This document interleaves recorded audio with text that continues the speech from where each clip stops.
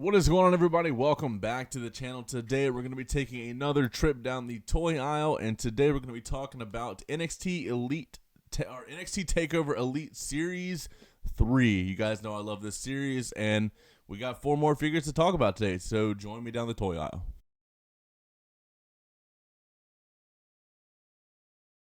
Alright, so the first figure we're going to be talking about is none other than Ember Moon. Now, Ember has only had about maybe 3 or 4 figures ever made.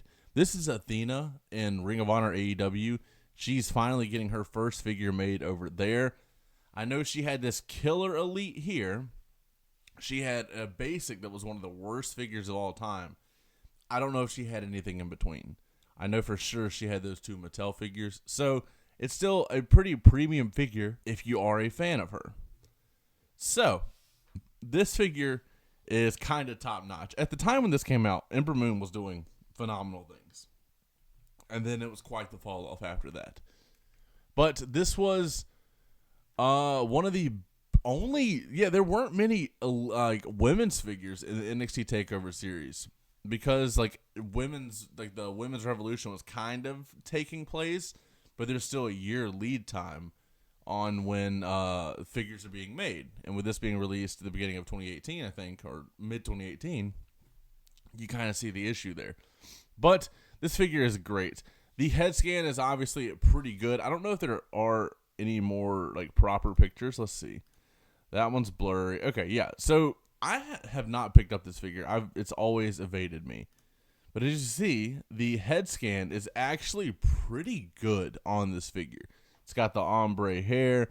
It's got the nice entrance jacket, or it's like a kind of jacket that goes down to a robe. I think these are the same kick pads as the Asuka figures. I could be wrong. Short knee pads. I like the little skirt piece thing. It looks cool. And obviously it comes with the mask. Has the red eyes. This looks really good. Honestly, this is one of the only ones I didn't pick up from the line, and I'm kind of wishing I'd go pick it up to put on my NXT shelf nowadays. Because this is it's a solid figure, honestly. And it's a good way to start Series 3. Like I said, I think this one sat on shelves for a little bit. I think Series 3 had a little trouble selling.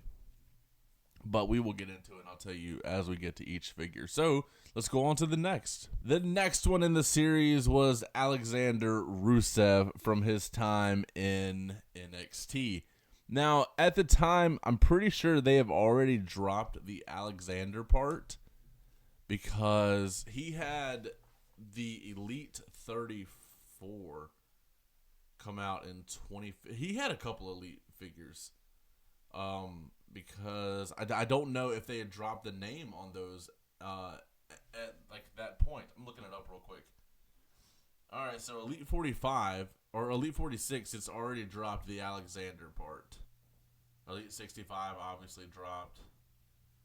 Okay, so on the Elite 34 packaging, they had already dropped the Rusev name, and that came out right before WrestleMania 31 in 2015. So they had already dropped the Rusev name at this point.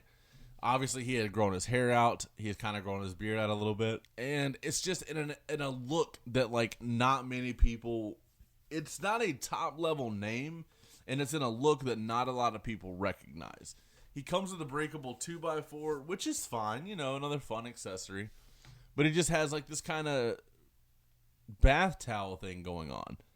It looks fine. It's the same body choice for Rusev. I didn't even know he had this under the bath towel. This is one I also never bought. I was like, I don't have the appeal for it. It's not made for me. You know what I mean? It looks good. The render's fine. The final image is fine. There's nothing wrong with it. At the very least, you do a head swap, and it's just this big brute that you can have in your collection. I don't know if it has the back tattoo or not at this point. Because he's got a really cool, sick, Polynesian-style tattoo going up his spine. And I don't know if he has it at this point. But, like I said, this is before interchangeable hands, double-jointed arms, true effects on the head. It's fine for what it is. It's just, it was kind of a tough sell to the casual fan in Target. You know what I mean? Same thing with him and Ember Moon, because Ember was only for like NXT fans, because once she came to the main roster, it was total crap. But the names pick up after these two in the series. Now, looking at this with 2025 eyes, Bobby Roode might not be much of a pickup, but Bobby Roode was hot. Had one of the greatest theme songs of the time.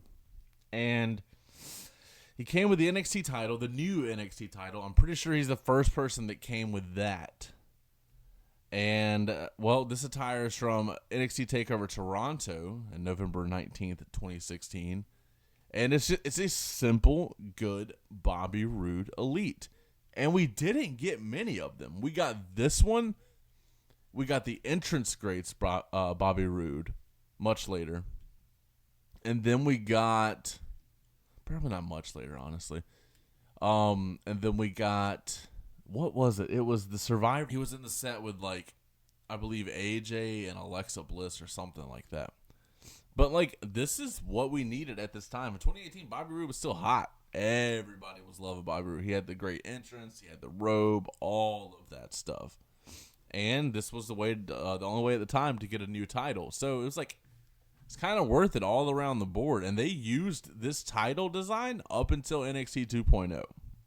And that was 3 years ago, I believe. So, that's not too bad. But, yeah. Great part choices, the arms, the torso, the legs. You heard me talk about in the last video, I used these legs on my Revival figures to make them a little taller because I thought they were a little undersized. But, it's just a solid figure. Bobby Roode. I mean, it's great. And now he's a producer of WWE. If you're wanting to get, a Bobby Roode for your collection, I probably wouldn't pick this one. No, I'd go with the entrance greats one, and then I would take the basic head that came out when he was the Dirty Dogs team with Dolph Ziggler. Pop that head on there. Then you got a perfect Bobby Roode figure, in my opinion. But that's just me. Let's get on to the last figure in the set. Now, the last figure is a little bit of a deep cut, I'll admit. It's Roman Reigns from his NXT debut. This was Halloween 2012 when he debuted. Now, you could call this Roman Reigns. It's definitely more marketable as Roman Reigns. This is a Leaki figure. This is who Roman was before Roman in the Shield. This is quite an interesting figure. It has a unique head, which we had never seen before, never saw again after this release. It is the one of only two ways to get an NXT shirt for your figures. This was a cloth NXT shirt, and I believe Apollo Crews' first Elite came with a rubber NXT tank top, which, how much use are you going to get out of that? Let's be honest. But yeah, this figure is, it's something crazy, honestly. It's got just the shoulder tattoo. As you see on the render there, it's just the shoulder and a little bit onto the torso. It's crazy. It's got the Triple H thighs for whatever reason. It's got a tribal horseshoe design on the trunks. It's got the black boots with the red tips. It's a decent figure. I just don't know who was wanting a Leaki Elite. Now, it is smart, though, because this was, on paper, a little bit of a weaker set. So, to get a marquee name in there, 2018, as Roman Reigns, definitely smart on their part.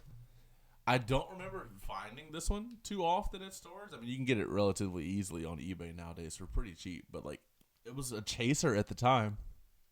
So, it is nice to, have a Roman Reigns figure. I kind of have an evolution of the Bloodline shelf going on myself in my collection.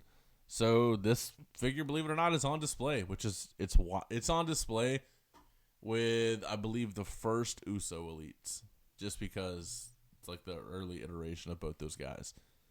It's something fun, honestly.